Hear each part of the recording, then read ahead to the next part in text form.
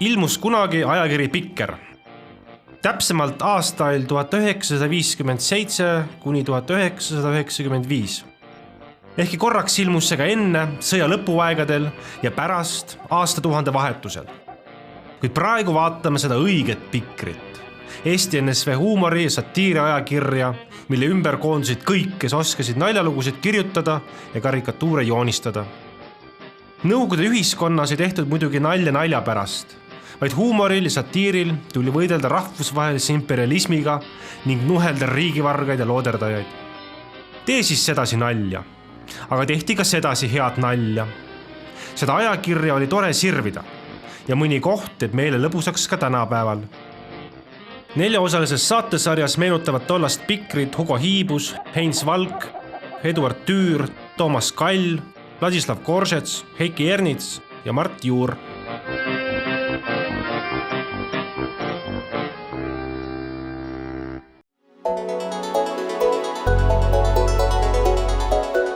Stalin ju teatavasti väga kavalate krutskitega keeras kraanid nalja koha pealt kinni. Eriti nali, seepärast nali on väga ohtlik, nali on tsenseerimatu. Seepärast naljal on niisugused alltekstid, mida keegi ei taba. Ja ega naljalt iga loll nalja ei mõistagi. Härra Heinz Valk, mis aastal esimest korda hoidsid käes ajakirja Pikker? Esimest korda ma hoidsin teda käes kas kuskilgi aastal 1946 või kui veel see vana Pikker ilmus. Aga see oli väga lühiajaline. Mul hästi pole meeleski, kas aasta või 1,5, kui ta suleti, sest Nõukogude võimu kõrgeim tipp leidis, et riigis on nii ideaalne kord ja elu, et siin pole midagi kritiseerida. Kõik on hiilgav, kõik on suurepärane. Ja siis leiti ka, et Pikker kui tarbetu nähtus tuleb lihtsalt minema visata ja elu läheb veel kaunimalt edasi. Aga Nikita võimule pääsemisel, Nikita Hruštšovi ikka tuleb lugupidamist avaldada riigijuhi vastu. Tema võimule pääsemisel selgus, et ikkagi ei ole kõik korras Nõukogude Liidus. Stalin tegi asja lihtsaks. Ta ütles, et nali on irvitamine väliste defektide üle, ühesõnaga ämma nali. Sellega väikekodanlik. Kõik, mis oli väikekodanlik, oli poliitiliselt meie vastane. Nii et järelikult see tuli kohe kiiresti kraanid kinni keerata.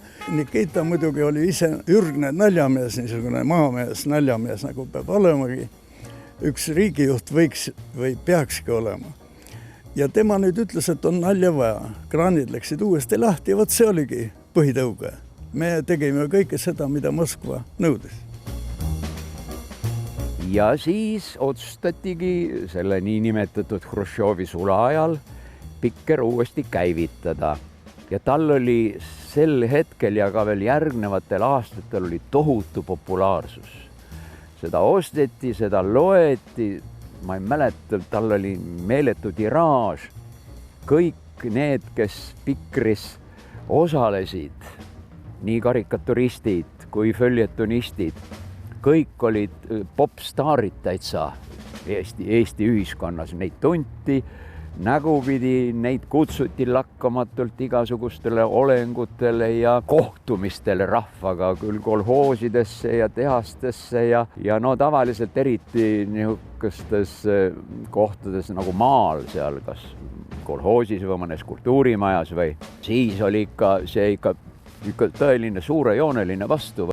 Pärast olid lauad kaetud, saun köötud, siis läks alles lahti see õige elu üle arupidamine ja siis läksid juba vabalt kõik Nõukogude vastased anekdoodid ja naljad läksid lendu, mida sai muidugi ka selle suure publiku ees aeg-ajalt kasutatud. Laiskust ja looderdamist võis karikeerida. Siin on niimoodi, et üks laisk ootab õuna, ei viitsi minna. On luugeriks muutunud muidugi. aga mina tegin sellele lihtsameelselt viisnurga peale, et see on ühesõnaga kommunismi ootaja, ütleme otse. Toimetus, jällegi koputas selle sama tühja koha peale, mis nalja koha pealt temal oli. Endale kaevad hauda. Tegin siis õuna punase, et viisnurga võtsin ära. Ma sain aru, et ma tõepoolest olin ise loll. Võtsin viisnurga ära, tegin punase, aga juba oli tal vihje olemas, et punane värv oli sel ajal kommunistliku partei värv. Aga see ilmus siiski lõpuks ilma värvita see õun ja siis läks ta laiskuse peale.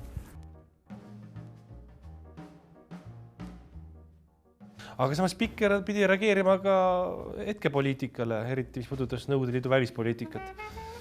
Et mingi uus nõupidamine oli kuskil toimunud imperialistide leeris, siis tuli ju sellele hoop anda kohe. Ja... Või kui näiteks 80-ndatel... No loomulikult tähendab, eks Pikkeris oli umbes 40 karikaturisti. 40. Ja Pikkeris pääsed ainult need, kes tegid tõesti karikatuuri. Aga mitte lihtsalt mingis joonist oli. Ja eks me teadsime, mida tohtisime teha, mida ei tohtinud teha.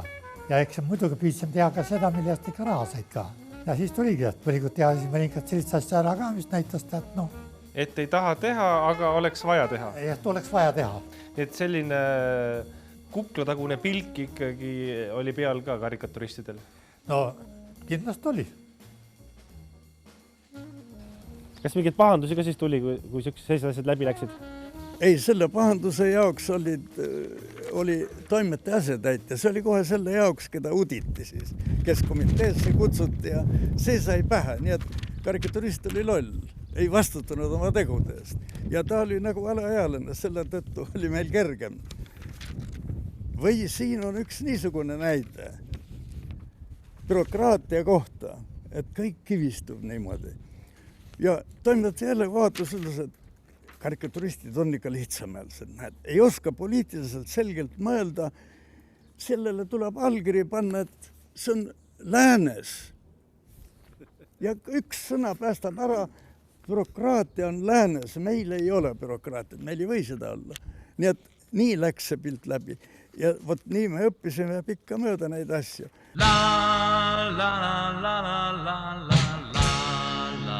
Esimesed 10 aastat oli Pikker Rahva Hääle lisa või väljaanne. Kas ta hiljem sai suveräänseks? Jah, ta oli omaette ajakiri, aga EKP Keskkomitee kirjastuse satiiri ja huumori väljaanne. Nii et kuulus selle kirjastuse koosseisu? Jah.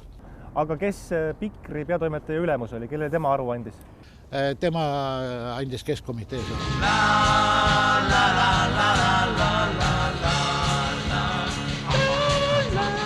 Samas ajakiri Pikker oli ikkagi parteiline nähtus. See oli ideoloogiline relv veel esinevate üksikute puuduste ja rahvusvahelise imperialismi, sionismi ja revanšismi vastu. Jah. Ja, vaat nii. Kuidas siis selle kõige vahelt veel leiti see ruum, et Eesti lugejale midagi huumori vallas pakkuda? Ei tuli leida. Esiteks tollane Pikri juhtkond, need olid ju kõik parteilased ju, peatoimetaja, vastutav sekretär. Ega nad ei olnud mingisugused hullud ja niisugused karjäärikommunistid, kes iga hinna eest igat sõnakest püüdsid ja uurisid, et mis see on, et kas see tema karjääri ei ohusta ja nii edasi.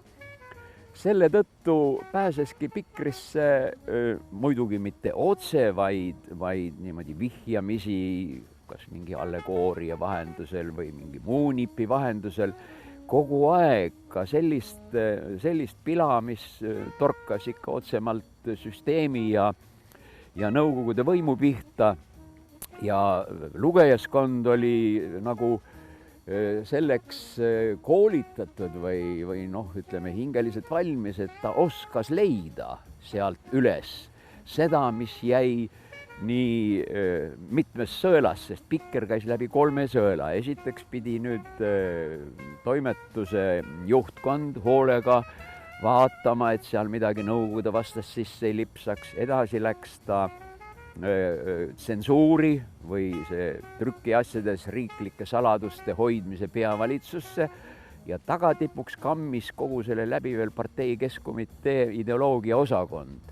Nii et niisugusest sõelast oli ääretult keeruline midagi läbi niimoodi sahmerdada ja sahkerdada, aga ikka õnnestus. Nii et see kasvatas seda nutikust ja oskust leida niisugune vorm, mis kahtlust ei ärataks.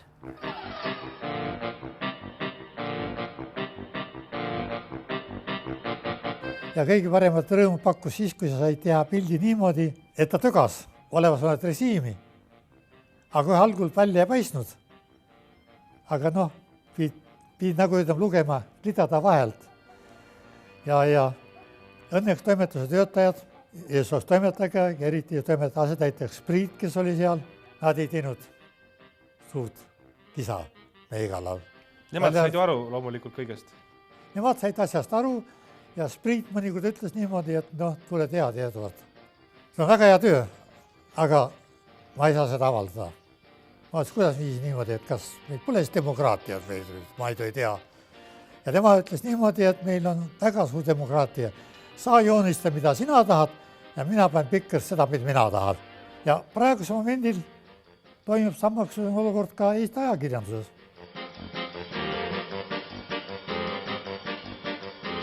Millal puutusid esimest korda Pikkeriga kokku lugejana?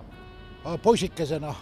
Ilmselt kohe siis, kui ta ilmuma hakkas 50-ndatel kusagil, 50-ndate keskpaiku, et naabrimees luges seda ja mina ka vaatasin ja nägin ja mulle tundus, et hirmus vahva ajakiri on. Aga kuidas sa puutusid Pikkeriga kokku kui autor?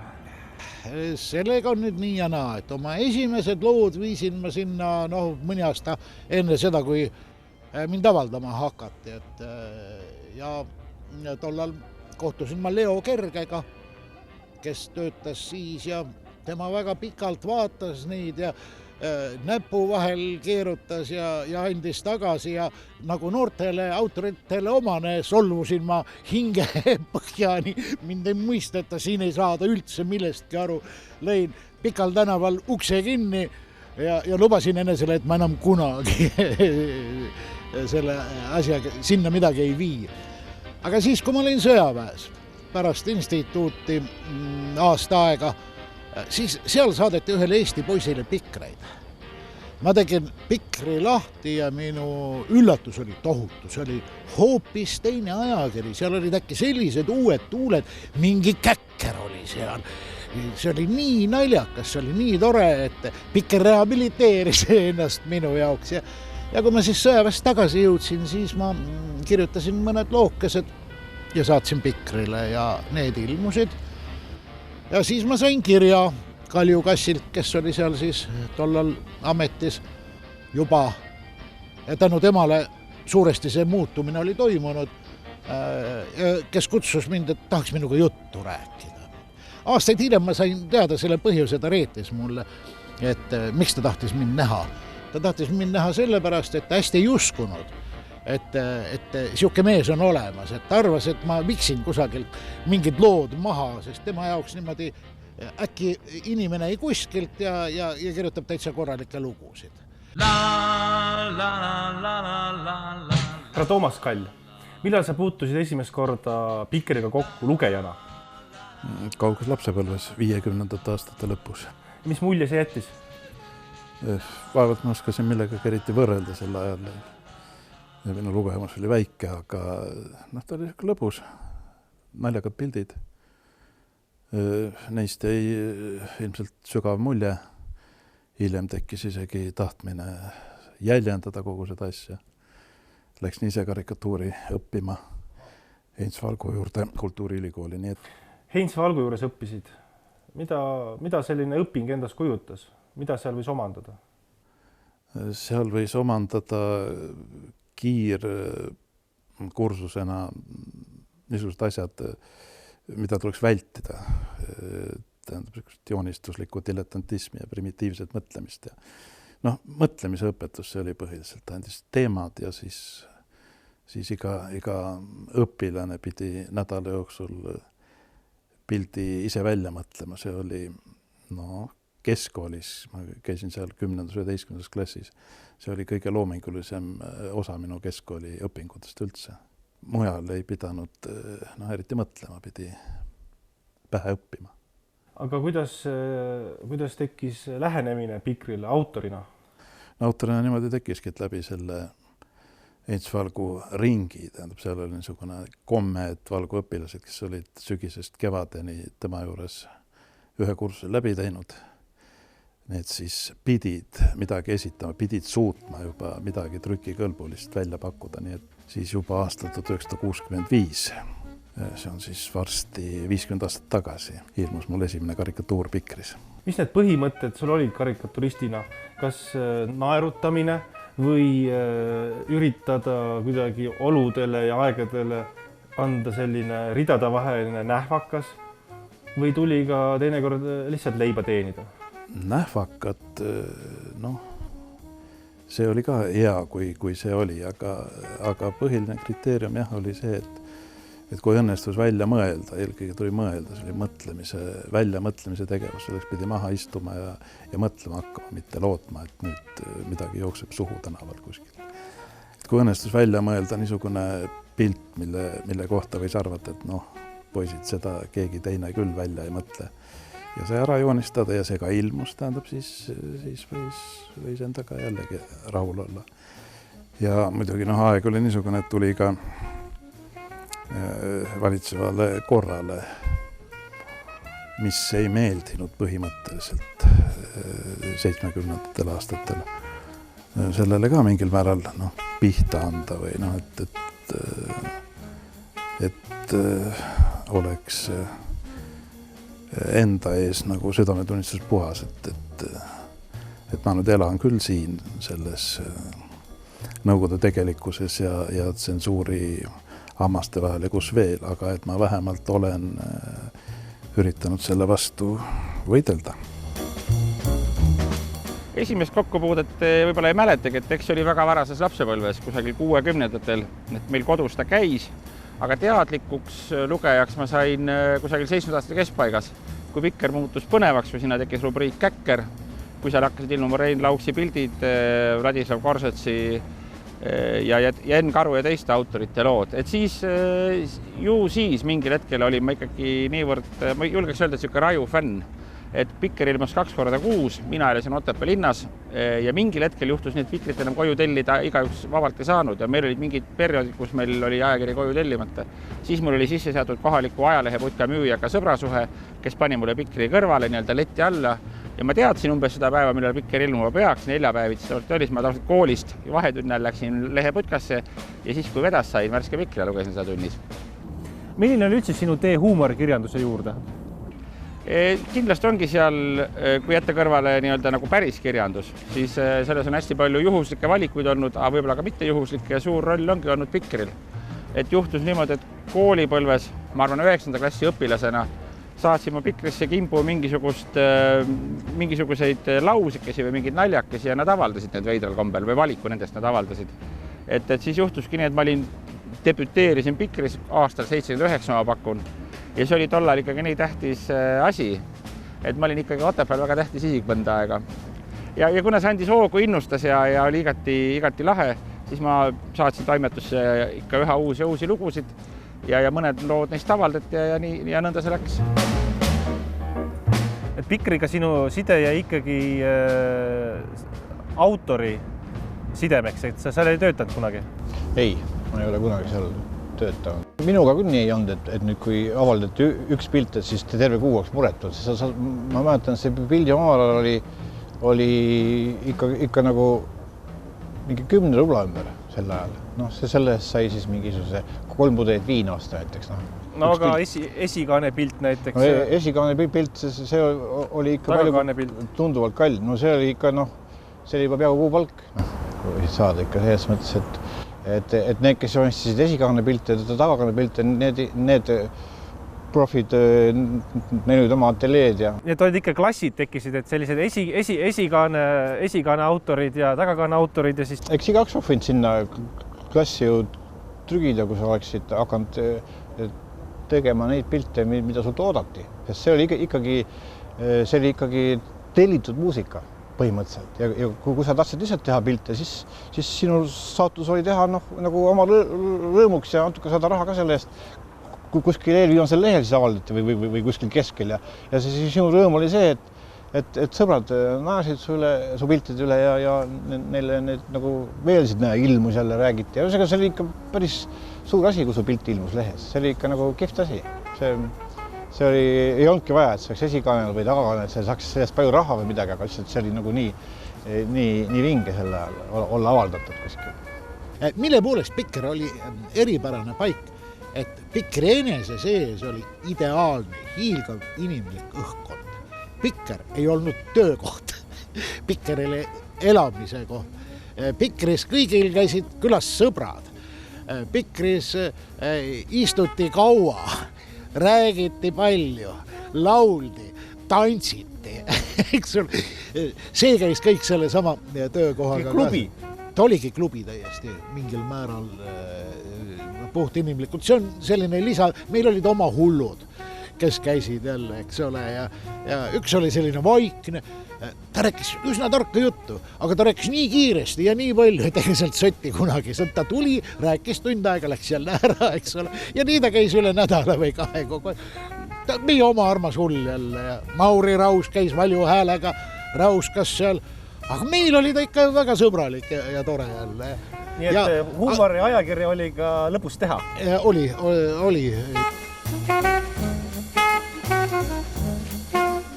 Millised on su mälestused tolle aja humoristidest ja karikaturistidest? Kes jäid kõige paremini mällu? See oligi hästi, Pikkeri toimes oligi selline maaliline asutus, et tänapäeval selliseid asutusi enam ei ole. Et tööpäeva algus oli kuidagi, inimesed tulid sündsal ajal kohale, sest ikkagi oli hea komme toimetuses olla. Ja oli ka tegelikult tore, sest inimestel tollal oli ju ruumi, kodudes oli väga vähe kasutustes, oli ruumi palju. Et inimesed veetsid ju kontorites tohutult meeled ja vaba aega. Meil oli seal koroonalaud mingil hetkel ja inimestel olid omaette kabinetid, või mitte kabinetid, aga näiteks me olime Ilmar Tulliga 2 toas, Kalju Kassil oli omaette kabinet, Kaido Liival oli oma kabinet, Korsetsil oli oma kabinet. See on kõik uskumatu tänapäeval. Et tegelikult me elasime kõik nagu saksad, meil oli seal nagu riigi poolt antud just nagu ateljeed. Ja siis saime kokku, ajasime juttu, lugesime lehti, tegime võib-olla ka tööd mingil määral, kuigi seda tööd ju nii palju ei olnud, sest see koosseis, mis lehte välja andis, oli vist toimetas või ajakirjas töötas umbes 10 või rohkem inimest, võib-olla 11-12 inimest. Aga ajakiri ilmus ju 2 korda kuus väga õhukeses mahus, et ega see töökord kvanti ei murdnud. Kas rõbedaid skandaale ka sündis? Pahandusi tsensorite ja keskkomiteega? Oli ikka. Ma mäletan, et mis aastal see oli, kui Tammsaare 100. 78 vist oli. Ja 78. Ja siis ma tegin ka koostasin terve käkri, mis oli Tammsaare juubeliks pühendatud. Et kuidas nii? Mul on meeles näiteks, et Noorte Hääles avaldati foto viiulist, millega Tammsaare olevat mänginud. Ma saan aru, et rahvakirjanik ja Eesti rahvuslus ja nii edasi, ja mulle tundus see natukene nagu millegi muuna. Käkris me avaldasime Kampoli tükikese, millega siis seda viiuli poogent hõõrus. Ma panin sinna, me ei avaldanud seda, sest see käkker läks nüüd küll täies mahus keskkomitee korraldusel. Ei läbinud ilm avaldamist sõela. Sellest oli suur pahandus, aga see pahandus ei jõudnud avalikkusse muidu. Kas see oli juba valmis trükitud või? Peeti poole pealt kinni vist, jah, et umbes nii, et veel ei olnud valmis trükitud, nii kaugele asi ei läinud, et nii-öelda päev enne trükkimist või täiesti viimasel hetkel öeldi, et ajakiri peab hilinema, et tuleb muu materjal sinna panna. Tänu millele me nii terve hingeeluga sellest supist välja tulimegi, oli see, et kogu aeg pilati Nõukogude võimu.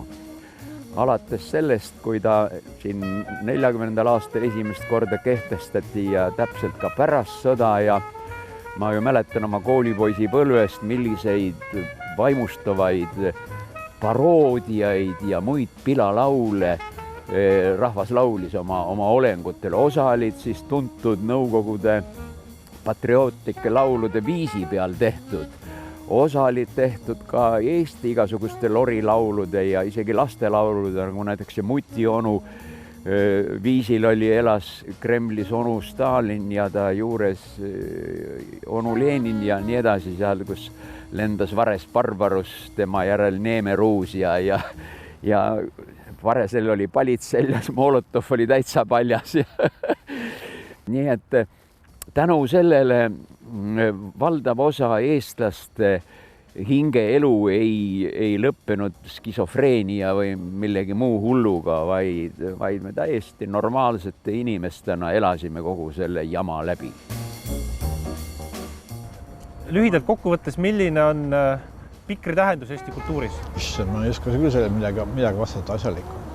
Ma arvan, et iga liigutus, mis kultuuriruumis tehakse, omab mingit tähendust. Kindlasti, aga... Ja kindlasti on ta väga oluline tähendus on juba see, et need inimesed, kes seal kultuuriruumis nagu või selles on teinud, nad ju arenevad sellega seoses, et nad said midagi teha. Võib-olla mind ei olekski üldse seisukul olemas, võib-olla ma oleksin Petseris tööõpetaja hea meelega, oleks seal tore olla, et kui ma ei oleks Pikris hakanud pilte avaldama näiteks. Et see kuidagi hakkas minu elusaatust mõjutama ja tänu sellele oleme teinud üsna palju lastefilme, mitte üksi küll, aga terve meie stuudioga ja Jano Põldmaga kahekesi. Me oleme mõjutanud nagu väga palju Eesti lapsi oma filmidega, eks ole. Miks mitte arvata, et see hakkaski siit pihta, eks ole, mingist esimesest joonistusest. Mis on pikri tähtsus Eesti kultuuris? No ikkagi see on ikkagi see, et ta on minu arust on ta kasvatanud üles terve peale selle, et ta on inimeste meelt lahutanud. Ja Vene ajal oli selline nali ja vaba mõtlemine ja vaba minek ajakirjandus väga haruldane, see Pikris seda oli. Aga tema kõige tähtsam asi on võib-olla see, et ta tõesti lõi sellise foorumi, avaldamiskoha ja säärasena siis terve nagu sellise väikse nišikese karikaturistide, humoristide, parodistide ja sürrealistide ja muude kerglaste kunstide viljelejate jaoks. Et see on tema tähtsus, jah.